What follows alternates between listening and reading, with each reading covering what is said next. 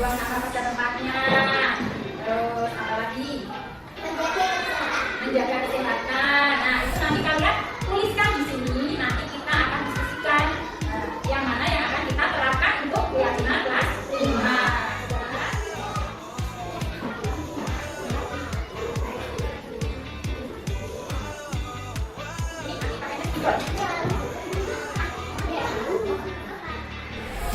Kalau sudah punya keyakinan kelas, jadi kita harus selalu ingat. Misalnya kalau udah 6 bulan masuk sekolah, oh iya, kita sudah punya keyakinan kelas bahwa kita masuk kelas apa? Satu, misalnya seperti itu. Ya, yuk, Laura, jangan kemana? Ya, maka ya, saya terus, angkatin, angkatin.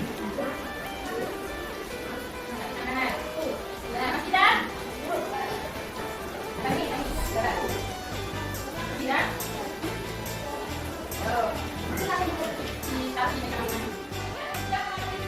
Nilai-nilai jangan nilai-nilai positif dalam peta tersebut. Nah, sekarang kita bahas bersama. Kita mau menyepakati yang keyakinan kelas yang seperti apa. Nah, ini dari Mbak Aula. Berdoa sebelum dan sesudah pelajaran. Itu nanti kita masukkan atau tidak? Ya, kita masukkan dalam keyakinan kelas ya. Terus yang kedua ini dari siapa ya tadi? Mas Karet ya? Mas Karet menolong membantu sesama. Ini kita masukkan juga ya. Terus Mas siapa lagi selanjutnya? Mas Adit. Mas Adit apa ini? Membuang sampah pada tempatnya. Bagaimana kalau kita sepakati menjaga kebersihan lingkungan kelas? Ya, menjaga kebersihan lingkungan kelas. Terus ini yang siapa ini? Mbak Ana. Mbak Ana ini memberikan tanggung jawab menyelesaikan tugas. Juga bagus. Bagaimana kalau kita tidak? Iya, bagus. Terus ini yang terakhir punya Mas Nida. Iya, Mas Nida, yaitu masuk kelas tepat waktu. Nah, sekarang kita memang sudah mendapatkan diskusikan keyakinan kelas yang akan kita terapkan di dalam kelas kita. Nah, pelanggan dan sebagainya kalian harus ingat tuh, kita sudah ada keyakinan kelas, jadi kita harus mengikuti keyakinan kelas. Nah, terima kasih anak-anak, kalian sudah berkontribusi, berkolaborasi dalam menciptakan keyakinan kelas. Nah, ya, terima kasih.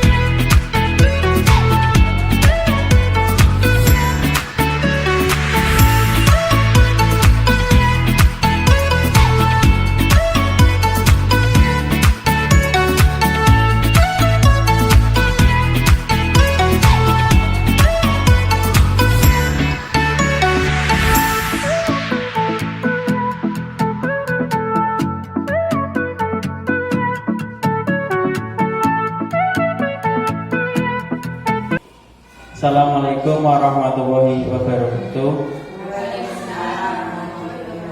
Pada yang kami hormati Kepala SD Negeri 1 Tesurjo, Bu Wiwi Kustanti SPD MPD, kepada rekan-rekan guru SD Negeri 1 Tesurjo yang kami hormati, dan penyaji pengimbasan modul 1 budaya positif oleh Ibu Istiqomah SPD yang kami hormati. Alhamdulillah, puja dan puji syukur kita panjatkan kehadirat Allah Subhanahu wa taala sehingga pada acara pengimbasan budaya positif ini dapat dilaksanakan dengan tanpa ada hambatan. Kemudian sholawat dan salam marilah kita aturkan ke junjungan Nabi besar Muhammad SAW yang kita nantikan di hari akhir nanti. Saya sebagai pembawa acara tidak akan memanjangkan lebar. Saya langsung saja acara akan pertama sambutan kepala sekolah yang akan disampaikan oleh Ibu Wiwi Kustanti. Kepadanya dipersilakan.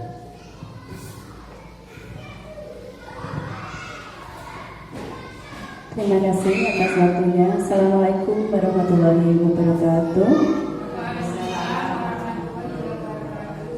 Alhamdulillah, segala puji syukur kita panjatkan pada Allah Subhanahu wa taala sehingga pada kesempatan ini kita dapat mengikuti diseminasi pemahaman dan penerapan budaya positif di sekolah yang disampaikan oleh Bu Istiqomah selaku calon guru penggerak angkatan 7 Kabupaten Kendal.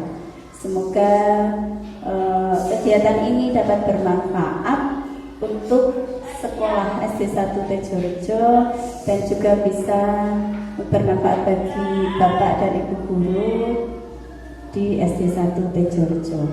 Di kegiatan ini semoga kita bisa mengambil ilmu atau materi yang disampaikan oleh beliau Bu Istiqomah. Demikian dari saya. Assalamualaikum warahmatullahi wabarakatuh.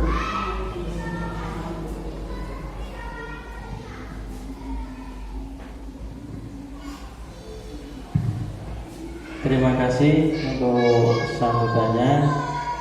Dilanjut acara yang kedua yaitu diseminasi pemahaman dan penerapan budaya positif di sekolah. Pada calon guru penggerak Bu Istiqomah, mohon dipersilakan.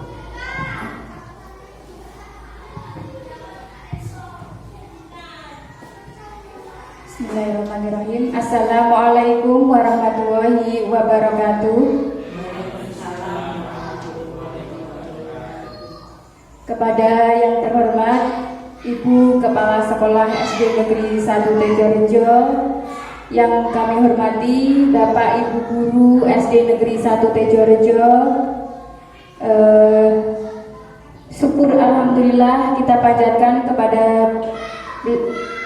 Allah Subhanahu wa taala yang telah melimpahkan rahmat hidayahnya sehingga pada hari ini kita dapat berkumpul dalam budaya positif, diseminasi budaya positif.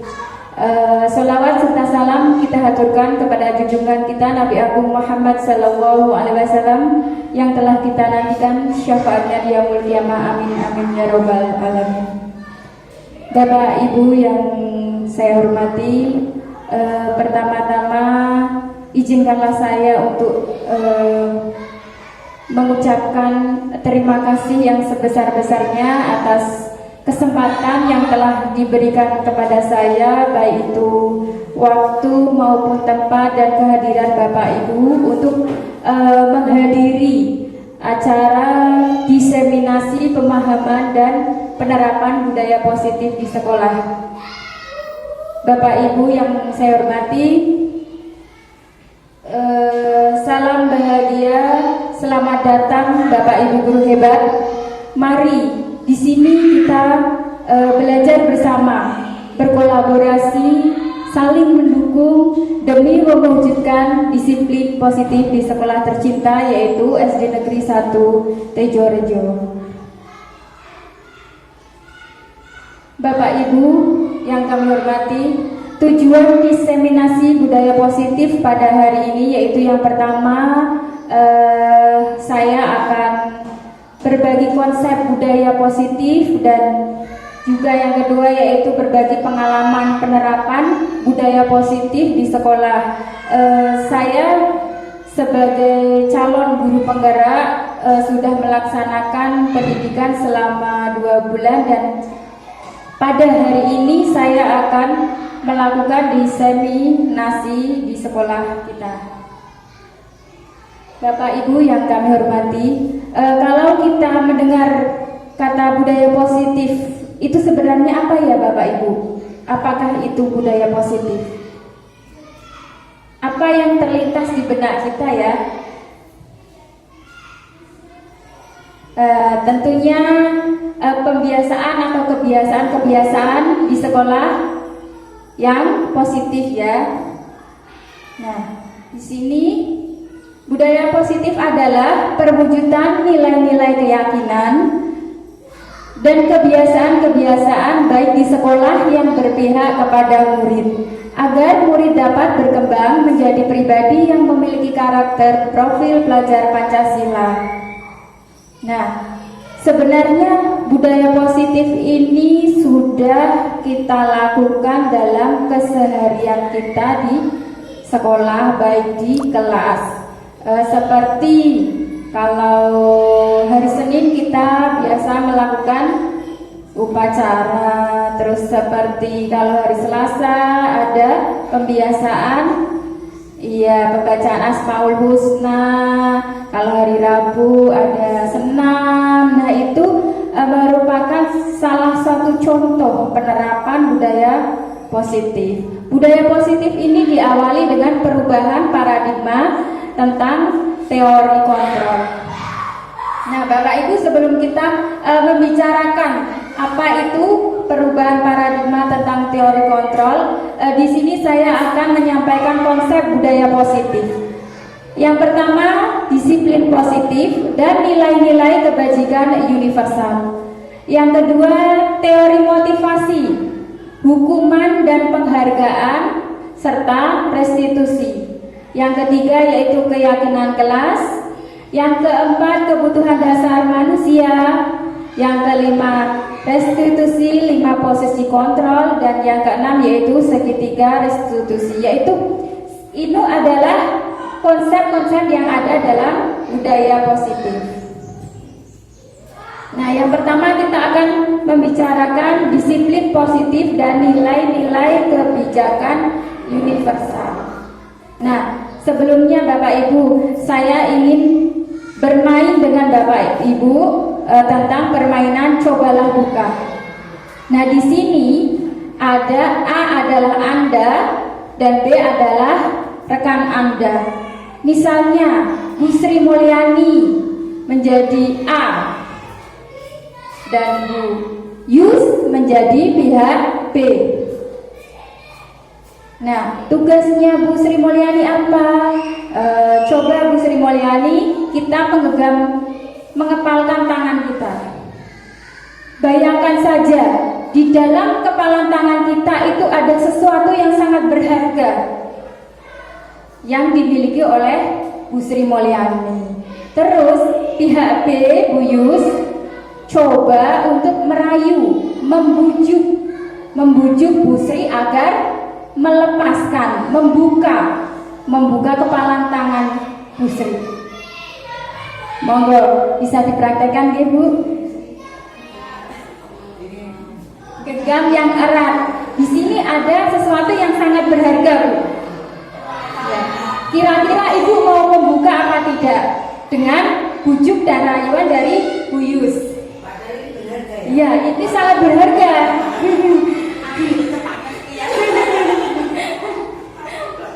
Iya.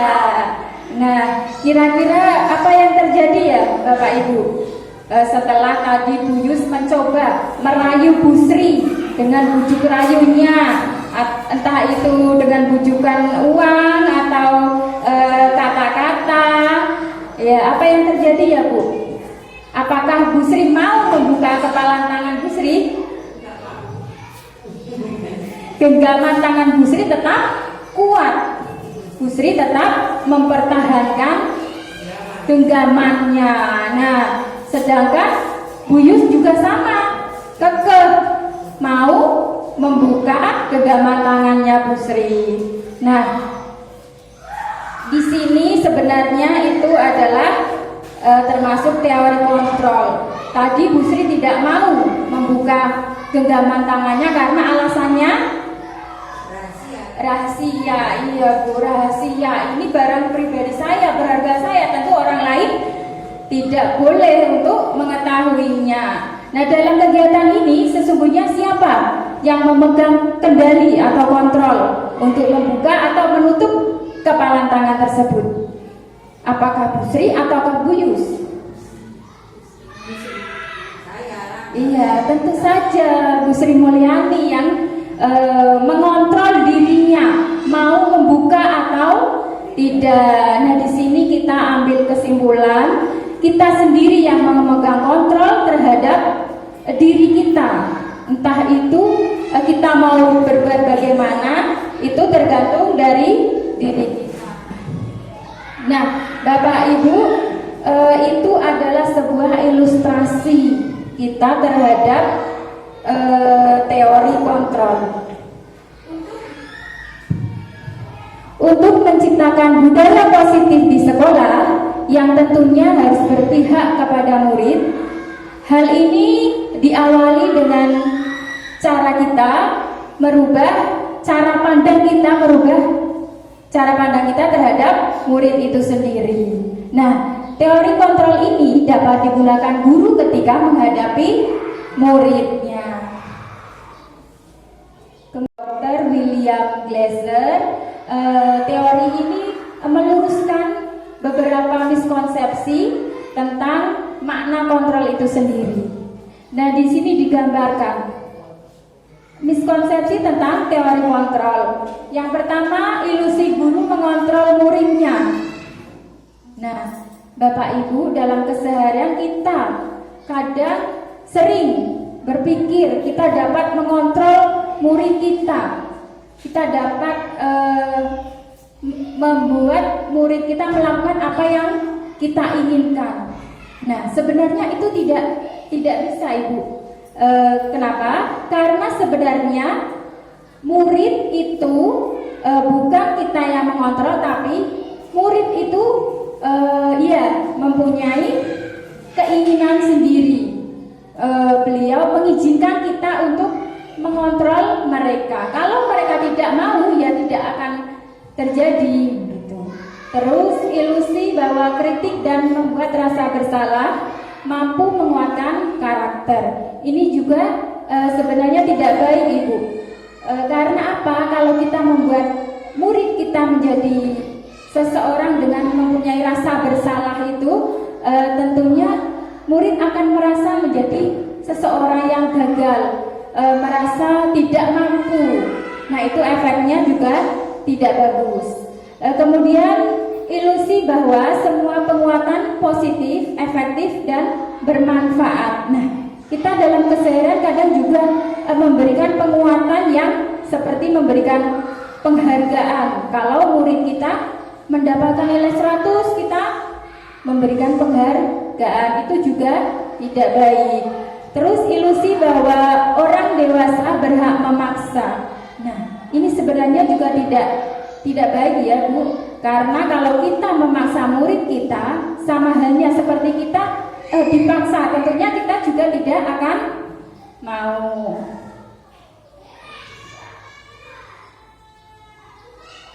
Ini adalah perubahan paradigma stimulus respon ke teori kontrol. Nah, ini adalah perbedaannya, Bapak Ibu. Kalau kita masih menggunakan stimulus respon, realitas kebutuhan kita itu sama pikiran kita. Nah, kalau teori kontrol, realitas kebutuhan kita itu tidak sama, berbeda. Kemudian semua orang melihat hal sama, tapi kalau teori kontrol, setiap orang memiliki gambaran yang berbeda. Kemudian kita mencoba mengubah orang agar berpandangan sama dengan kita. Itu sebenarnya juga tidak baik.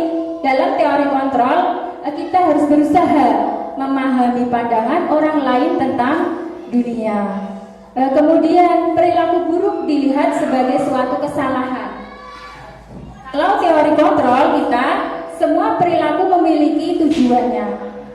Sedangkan orang lain bisa mengontrol saya. Tadi kita sudah melaksanakan ilustrasi. Dalam teori kontrol, hanya kita yang bisa mengontrol diri kita sendiri. Kemudian saya bisa mengontrol orang lain. Dalam teori kontrol, kita tidak bisa mengontrol orang lain. Kemudian pemaksaan pada saat bujukan gagal. Sedangkan pada teori kontrol, kolaborasi dan konsensus menciptakan pilihan-pilihan baru. Dalam stimulus respon, model berpikir kita itu menang kalah. Nah, sedangkan pada teori kontrol, model berpikir kita adalah menang-menang. Nah, Bapak Ibu, dalam rangka menciptakan lingkungan positif, salah satu strategi yang perlu kita tinjau kembali yaitu penerapan disiplin di sekolah kita. Sebenarnya apa ya arti disiplin itu sendiri? Apa ya Bapak Ibu? Ya, disiplin positif sesuatu yang dilakukan seorang pada orang lain untuk mendapatkan kepatuhan, atau cara kita mengontrol diri dan bagaimana menguasai diri untuk memilih tindakan yang mengacu pada nilai-nilai yang kita hargai. Nah, melihat ini 1 dan 2, ini kira-kira Bapak Ibu akan memilih yang mana? Makna dari disiplin positif itu apakah nomor 1 atau nomor 2? Iya, bagus sekali. Disiplin positif itu adalah cara kita mengontrol diri dan bagaimana menguasai diri untuk memilih tindakan yang mengacu pada nilai-nilai yang kita hargai. Nah, ini Bapak Ibu guru, selain itu disiplin positif adalah usaha untuk mengontrol diri dalam memilih tindakan agar dapat mencapai suatu tujuan yang mulia. Selain itu, tujuan mulia di sini itu mengacu pada nilai-nilai kebajikan universal dan memiliki motivasi intrinsik. Nah, apa saja ya nilai-nilai kebajikan universal? Nah, di sini kita sudah mengenal yang namanya profil pelajar Pancasila. Nah, di dalamnya termuat nilai-nilai kebajikan universal. Yang pertama, beriman, bertakwa kepada Tuhan Yang Maha Esa dan berakhlak mulia. Yang kedua, mandiri. Yang ketiga, bernalar Kristus. Yang keempat, berkebinekaan global. Yang kelima, tidak ada bernalar Kristus ini, bergotong royong. Dan yang keenam adalah kreatif. Nah, kita dalam keseharian harus dapat menanamkan nilai-nilai kebajikan universal ini dalam murid kita. Kita harus tanamkan karakter. Bagaimana caranya agar karakter ini tumbuh pada murid kita. Bapak Ibu, yang konsep budaya positif yang kedua yaitu mengenai teori motivasi, hukuman dan penghargaan serta restitusi. Apa saja teori motivasi perilaku manusia? Mari kita lihat. Teori motivasi perilaku manusia menurut Dian Gosen tahun 2004. Yang pertama, untuk menghindari ketidaknyamanan atau hukuman, mereka akan berpikir, apa ya yang akan terjadi apabila saya tidak melakukan ini? Kira-kira apakah akan mendapatkan sesuatu yang seperti hukuman atau ketidaknyamanan? Terus yang kedua, untuk mendapatkan imbalan atau penghargaan dari orang lain. Kita melakukan sesuatu itu termotivasi karena ada penghargaan dari orang lain. Mereka akan berpikir, apa ya yang akan saya dapatkan apabila saya melakukan hal seperti ini? Begitu. Terus yang ketiga yaitu untuk menjadi manusia yang mereka inginkan dan menghargai diri sendiri dengan nilai-nilai yang kita percayai. Nah, tentunya dari ketiga teori motivasi perilaku manusia ini, yang terbaik yang mana ya Bapak Ibu?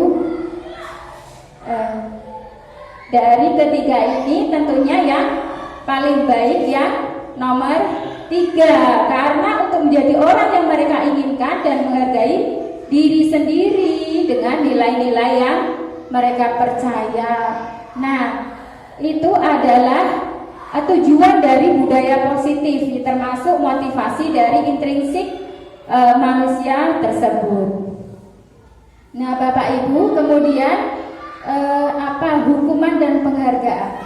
Sebenarnya hukuman maupun penghargaan adalah cara mengontrol perilaku seseorang yang menghancurkan potensi untuk pembelajaran yang sesungguhnya. Melalui hukuman ataupun penghargaan itu anak didik kita nantinya akan mempunyai karakter yang negatif, tidak baik ya. Karena kalau hukuman itu tentunya anak didik kita akan menjadi trauma. Selain itu juga mungkin akan menjadi pendendam. Saya kalau begini nanti dihukum sama ibu guru. Kemungkinan di lain waktu si murid dapat menjadi dendam dengan guru tersebut. Sedangkan penghargaan, misalnya kalau murid kita mendapatkan nilai bagus, kita memberikan hadiah, entah itu bintang. Kalau zaman TK dulu itu kalau melakukan sesuatu itu pasti mendapatkan bintang.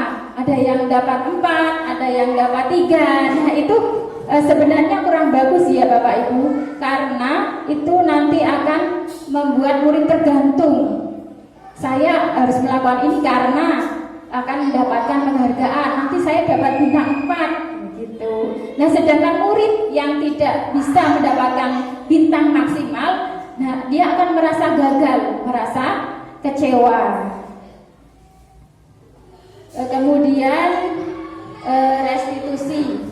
Restitusi adalah proses menciptakan kondisi bagi murid untuk memperbaiki kesalahan mereka, sehingga mereka bisa kembali pada kelompoknya dengan karakter yang lebih kuat. Melalui pendekatan restitusi ini, ketika murid berbuat salah, guru akan menghadapi dengan mengajak murid untuk berefleksi, mengajak mereka untuk mencari tahu kira-kira apa yang kesalahan saya, terus bagaimana ya saya memperbaikinya, tentunya dengan bimbingan kita juga.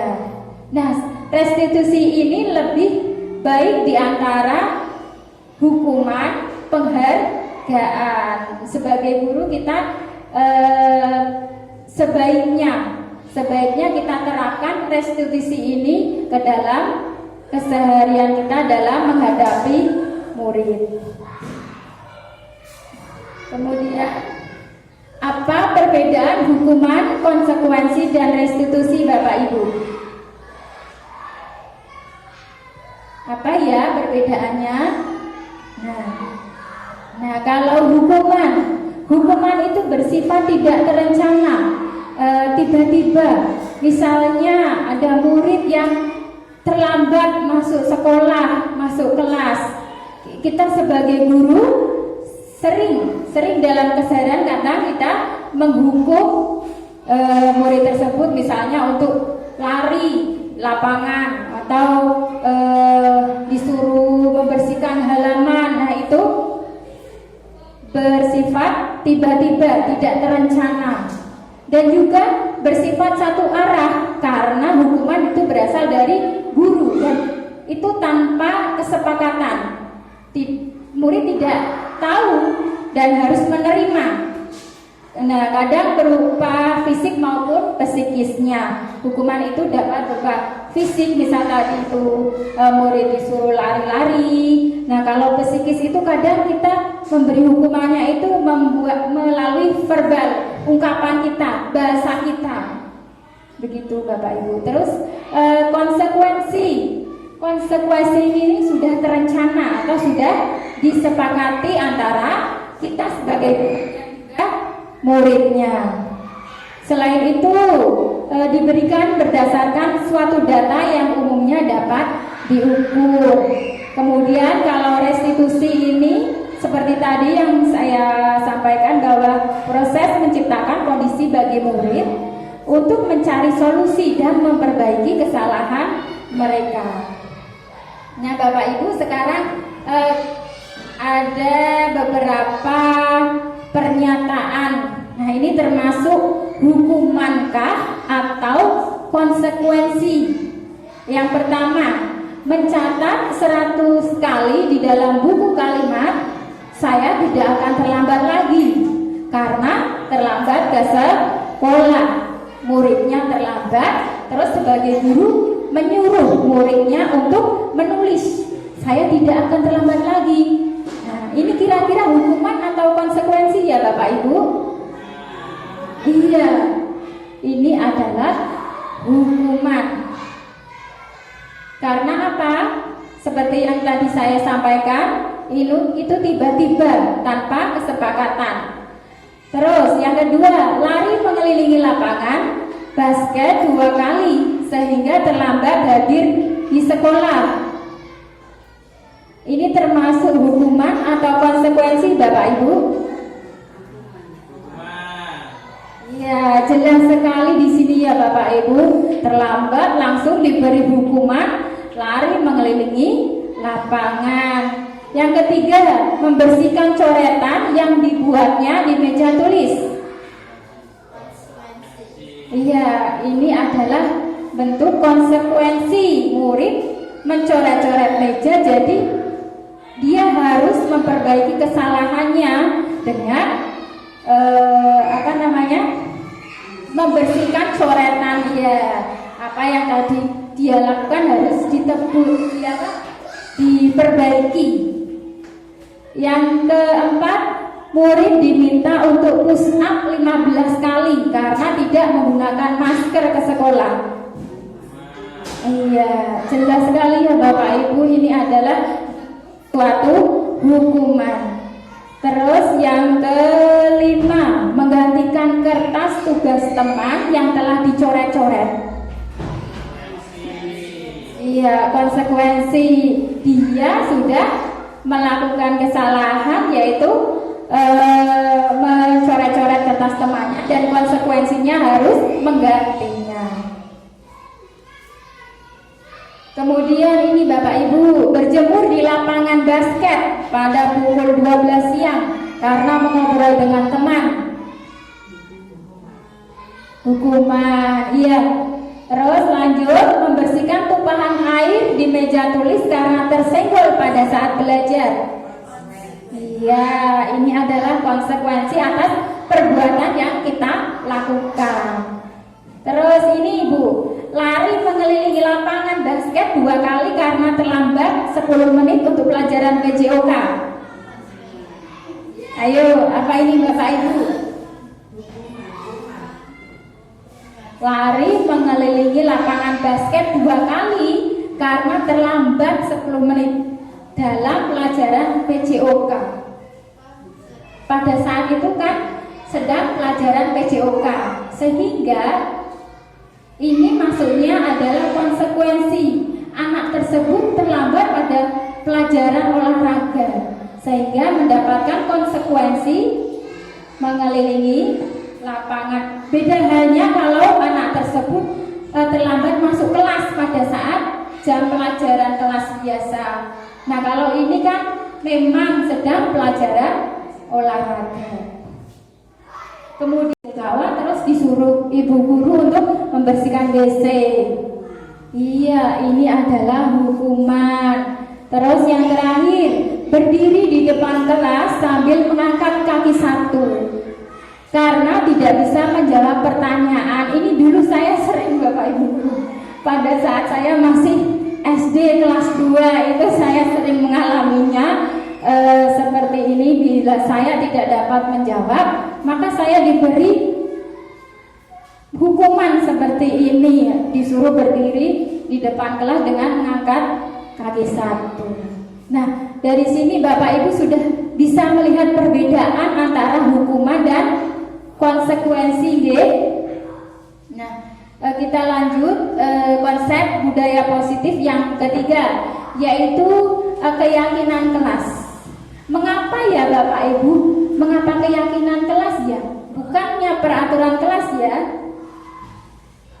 Mengapa disebut keyakinan kelas? Kenapa tidak peraturan kelas? Padahal kita dalam keseharian seringnya menyebutnya yaitu peraturan kelas. Nah, mungkin bagi Bapak Ibu keyakinan kelas ini merupakan hal yang baru. baru didengar mungkin ya. Tapi ini adalah satu materi pembelajaran dalam calon guru penggerak, yaitu mengenai keyakinan kelas. Nah, Bapak Ibu guru, misalnya kita kalau mengendarai sepeda motor itu peraturannya harus memakai helm. Nah, dalam diri kita tentunya meyakini bahwa memakai helm itu tujuannya untuk apa? Iya, tujuannya untuk keselamatan. Selain itu, kita ada di masa pandemi COVID, kita ada aturan harus memakai masker, harus mencuci tangan. Nah, kira-kira apa yang kita yakini? Iya, biar tidak tertular, biar kita tetap sehat. Nah, dari ilustrasi tersebut, seseorang akan lebih tergerak, bersemangat untuk menjalankan keyakinannya daripada hanya sekedar mengikuti serangkaian peraturan tertulis tanpa makna. Misalnya itu memakai helm peraturannya, kalau kita tidak meyakini bahwa itu untuk keselamatan kita, tentu saja bisa kita abaikan. Nah, itu perbedaannya Bapak Ibu antara peraturan dengan keyakinan kelas. Nah, keyakinan kelas ini berisi apa saja? Tentunya nilai-nilai kebajikan kelas yang kita yakini. Nah, selain itu kalimat keyakinan kelas ini juga harus mengandung kalimat yang positif tentunya. Misalnya saja kalau ini Bu, kalimat jangan membuang sampah di sembarang tempat, itu termasuk kalimat positif atau negatif kira-kira Bu? Iya Bu, itu mengandung unsur negatif karena ada perkataan jangan. Nah, sebaiknya dalam keyakinan kita ya buanglah sampah pada tempatnya, atau mari kita menjaga kebersihan begitu. Nah, selanjutnya ini Bapak Ibu ada video saya dalam berkolaborasi dengan anak didik saya, murid kelas 6, membuat keyakinan kelas.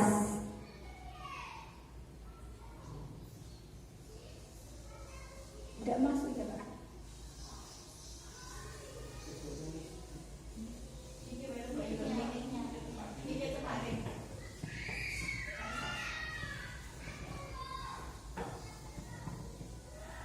Nah, di sini saya menjelaskan konsep tentang keyakinan kelas kepada murid kelas 5, apa itu yang dinamakan keyakinan, sehingga mereka dapat membuat suatu kalimat positif yang akan dijadikan keyakinan kelas 5. Jadi sebelumnya saya harus menanamkan konsepnya, kemudian saya membagikan kertas untuk siswa menuliskan apa yang mereka yakini yang akan dilakukan di dalam kelas.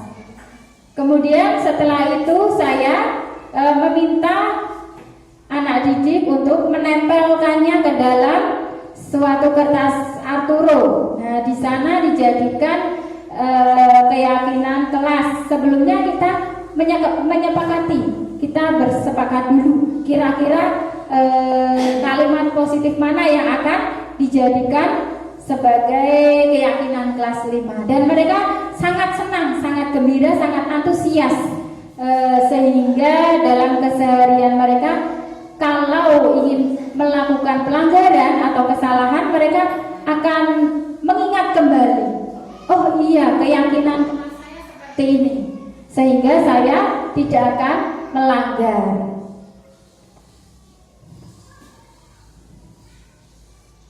Nah, ini adalah keyakinan kelas 5 yang dihasilkan dari diskusi kolaborasi warga kelas 5. Nah, Bapak Ibu, dari pandangan kita tentang peraturan kelas, marilah kita ubah menjadi keyakinan kelas dengan kalimat yang lebih positif sehingga menimbulkan atau menghasilkan lingkungan kelas yang positif sehingga tercapailah apa itu tujuan budaya positif. Selanjutnya yaitu kebutuhan dasar manusia. Kira-kira apa saja Bapak Ibu kebutuhan dasar manusia? Ada 5. Yang pertama yaitu kesenangan. Kesenangan itu misalnya apa ya Bapak Ibu? Iya, jalan-jalan, rekreasi. Terus apa lagi ya? Nonton TV, bermain, main HP kalau anak-anak ya. Terus apa lagi ini? Cinta dan kasih sayang. Kebutuhan akan rasa cinta dan kasih sayang dari misalnya keluarga, dari teman, tapi yang sayangnya bukan yang dapat merugikan ya. Selanjutnya yaitu bertahan hidup. Kebutuhan dasar bertahan hidup seperti rumah, makanan, pendidikan. Nah, itu adalah kebutuhan bertahan hidup. Kalau kebutuhan dasar manusia penguasaan, apa saja itu? Misalnya merasa dihargai, merasa orang lain menganggap kita mempunyai keterampilan. Itu adalah kebutuhan dasar manusia tentang penguasaan. Kemudian kebebasan, apa ya Bapak Ibu? Kebutuhan dasar kebebasan ini contohnya apa? Nah, kita bebas memilih apa yang mau kita lakukan dan tidak kita lakukan. Selanjutnya konsep budaya positif yang kelima yaitu 5 posisi kontrol. Nah, di sini ada 5 posisi kontrol. Yang pertama yaitu penghukum, kedua pembuat rasa bersalah, yang ketiga teman, yang keempat pemantau, dan yang kelima adalah manajer. Nah, kita di sini bahas satu persatu. Sebagai penghukum, seorang penghukum biasanya menggunakan hukuman fisik maupun verbal.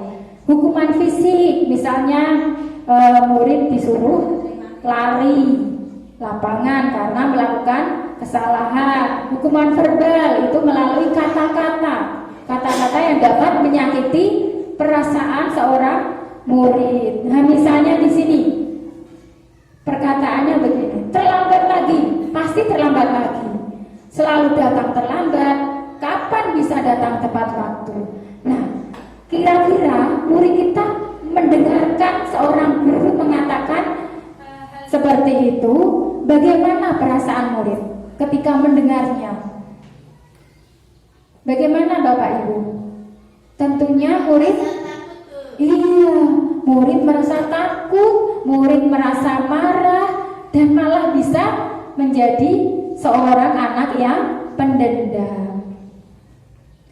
Selanjutnya yaitu pembuat merasa bersalah. Nah, di sini guru posisinya mengatakan hal-hal yang dengan suara yang lembut, kemudian membuat murid merasa tidak nyaman, bersalah atau menjadi rendah diri. Nah, kalimatnya bisa seperti ini. Ani, kamu ini bagaimana ya? Kamu sudah berjanji dengan ibu tidak akan terlambat lagi. Kamu kenapa ya? Senang sekali mengecewakan ibu. Benar-benar ibu kecewa sekali. Nah, kalau murid mendengar gurunya berkata seperti itu, apa yang akan murid rasakan Bapak Ibu? Murid tentunya akan merasa bersalah, menjadi orang yang gagal dan tidak sanggup membahagiakan gurunya tentunya.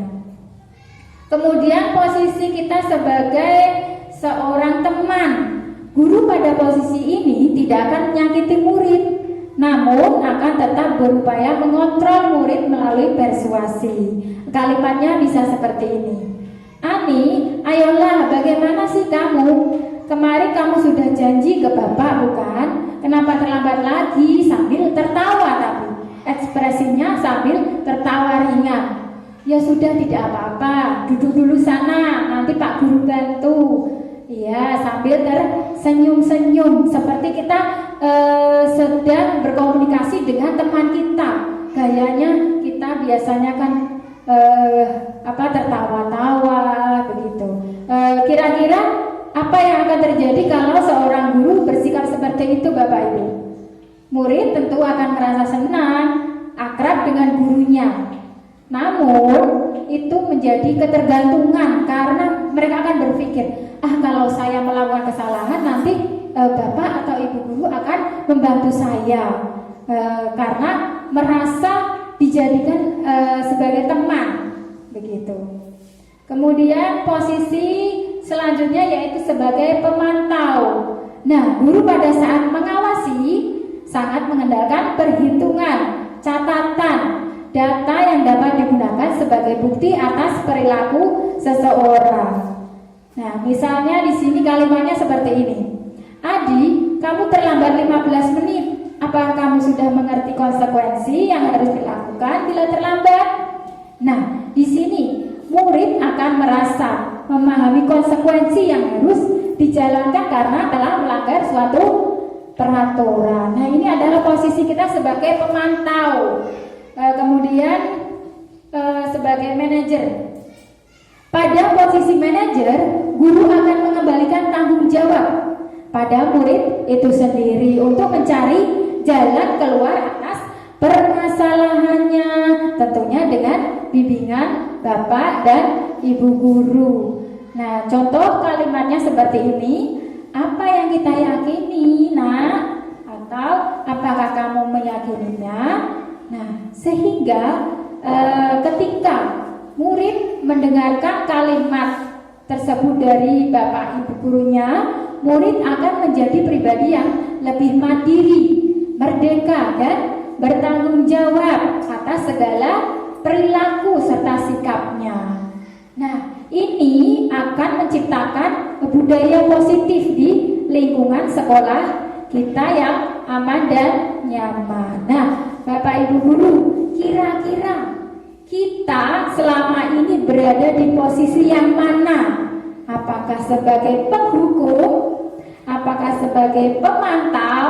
Apakah sebagai teman? Atau sebagai guru yang membuat rasa bersalah kepada muridnya, atau sebagai manajer, Bapak Ibu? Iya, betul Bapak Ibu. Kadang selama ini kita masih sering dalam posisi sebagai penghukum. Nah, Bapak Ibu, dari sini kita harus merubah konsep kita, bahwa menanamkan pada diri kita sendiri bahwa sebagai penghukum ini tidak kurang baik ya Bapak Ibu. Kita harus lebih memilih sebagai manajer, karena sebagai manajer ini kita membuat anak didik kita itu merefleksikan apa kesalahan yang sudah diperbuat. Selain itu kita menanamkan konsep pada murid untuk memperbaiki kesalahannya dengan bimbingan dari kita. Setuju ya Bapak Ibu? Kemudian segitiga restitusi Bapak Ibu. Restitusi adalah proses menciptakan kondisi bagi murid untuk memperbaiki kesalahan dan mengembalikannya pada kelompoknya. Ketika murid berbuat salah, sebagai guru kita harus mengajak murid untuk melakukan refleksi dan memperbaikinya. Ini adalah langkah-langkah dalam segitiga restitusi. Yang pertama, kita menstabilkan identitas. Bagaimana caranya menstabilkan identitas? Nah, kita dapat menggunakan kalimat seperti setiap orang pasti pernah melakukan kesalahan, nah. Atau kamu bukan satu-satunya yang melakukan kesalahan. Kemudian selanjutnya kita akan menanyakan keyakinan. Sebelumnya kita memvalidasi tindakan yang salahnya. Kamu tentu punya alasan mengapa melakukan itu ya, Nak? Atau adakah cara yang lebih efektif untuk mendapatkan apa yang kamu butuhkan. Kemudian kita menanyakan keyakinan kelas yang sudah kita sepakati di dalam kelas. Keyakinan apa ya yang sudah kita sepakati, nak? Nah, begitu kira-kira kalimat yang disampaikan. Ini ada video contoh atau praktik melakukan kegiatan segitiga restitusi yang telah saya terapkan di kelas saya.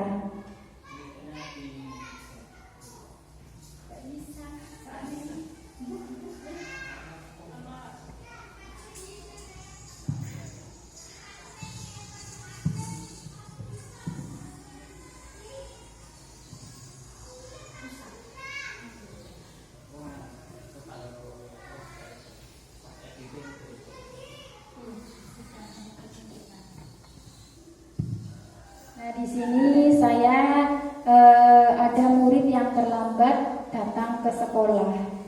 Nah, tadi saya melakukan kegiatan segitiga restitusi, menanyakan mengapa anak tersebut datang terlambat.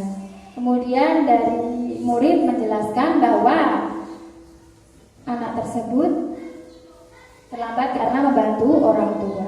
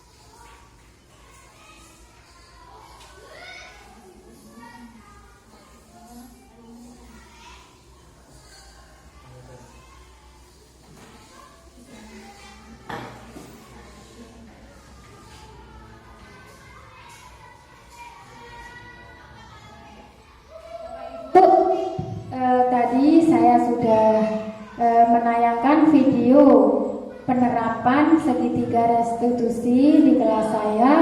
Semoga Bapak Ibu guru berkenan untuk menerapkan apa yang telah saya diseminasikan tentang budaya positif di kelas masing-masing, sehingga lingkungan SD negeri tercinta ini terbentuklah suatu budaya yang positif bagi semuanya. Nah, demikian pemaparan dari saya. Selanjutnya saya memberikan kesempatan Bapak Ibu guru untuk bertanya tentang materi yang setelah sampaikan pada hari ini. Monggo Bapak Ibu guru. Nggih.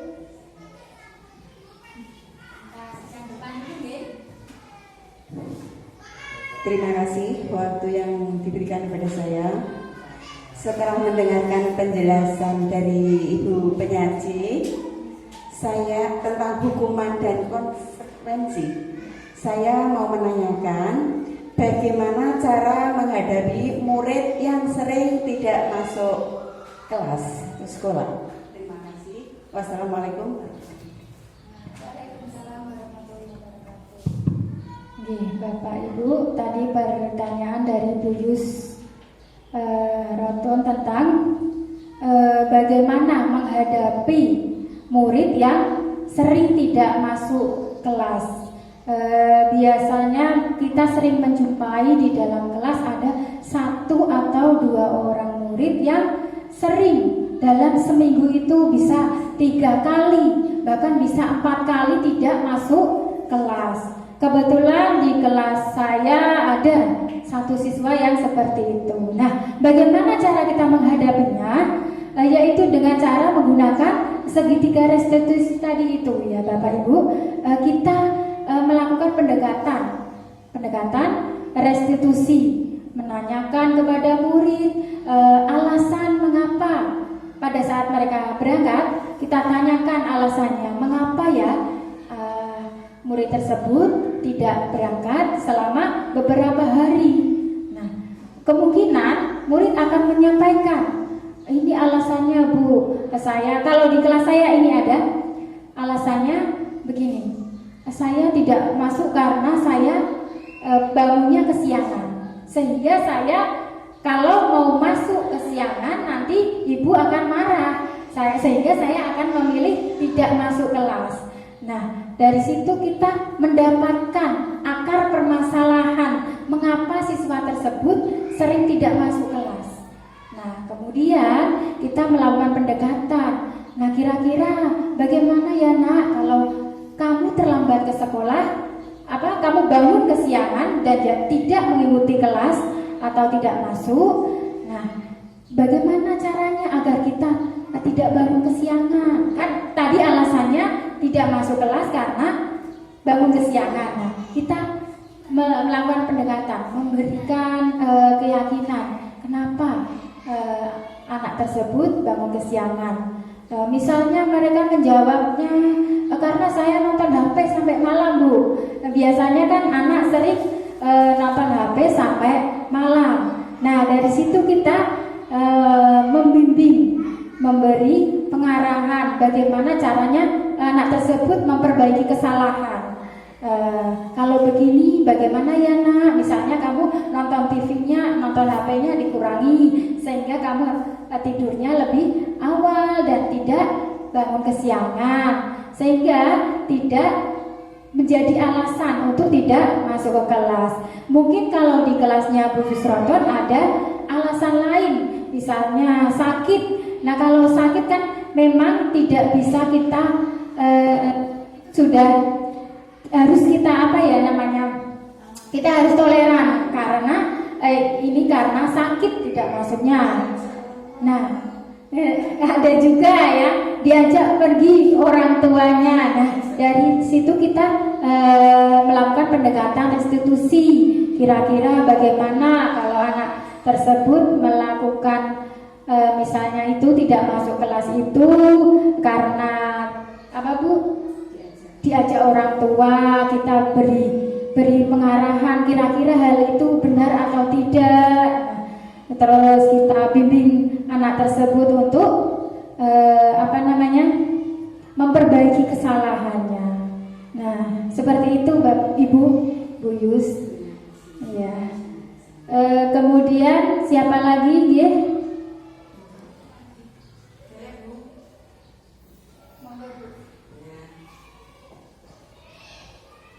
Terima kasih waktu yang diberikan kepada saya. Saya akan menanyakan ya Bu, karena tadi untuk apa manfaat keyakinan kelas Bu, itu saya belum paham betul dan saya akan menanyakan seperti itu. Terima kasih. Apa manfaat keyakinan kelas? Nah, di sini kita menerapkan keyakinan kelas itu sebenarnya banyak manfaatnya Bapak Ibu. Dengan keyakinan kelas yang sudah kita sepakati dengan murid, tentunya akan menimbulkan kesadaran. Murid akan meyakini hal-hal yang baik dilakukan dan tidak baik dilakukan untuk kedepannya. Tentunya dengan bimbingan kita juga. Kalau kita menerapkan keyakinan kelas, itu akan menyebabkan lingkungan yang positif juga, sehingga tujuan budaya positif di sekolah dapat tercapai. Begitu Ibu, bisa diterima ya. Demikian pemaparan dari saya. Untuk selanjutnya saya serahkan kepada Bapak Kafidin selaku moderatornya.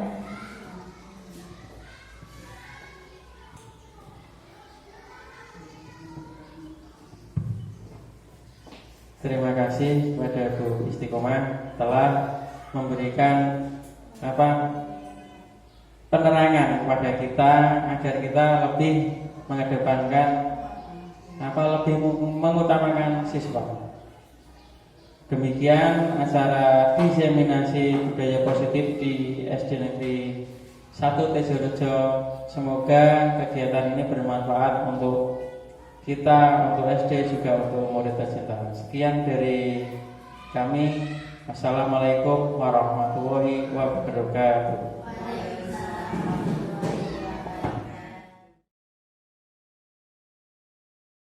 Wiwi Gustanti, Kepala Sekolah dari SD Negeri 1 Tejorejo, ingin menyampaikan bahwa diseminasi dari Ibu Istiqomah selaku calon guru penggerak angkatan 7 sangat mengapresiasi sekali, sangat bermanfaat bagi kami guru-guru di SD Negeri 1 Tejorejo.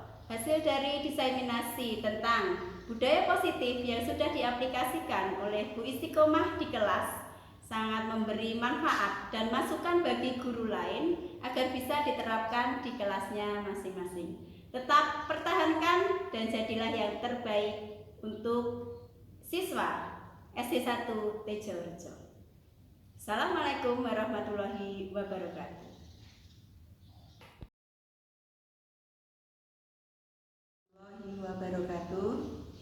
Saya Yusratun Nisa, teman sejawat Bu Istiqomah dari SD 1 Tejorejo. Setelah mengikuti diseminasi tentang budaya positif yang telah disampaikan oleh Ibu Istiqomah SPD SD, calon guru penggerak angkatan 7, saya merasa termotivasi untuk menerapkan konsep budaya positif di kelas saya. Semoga Bu Istiqomah selalu semangat dan sukses selalu. Wassalamualaikum warahmatullahi wabarakatuh.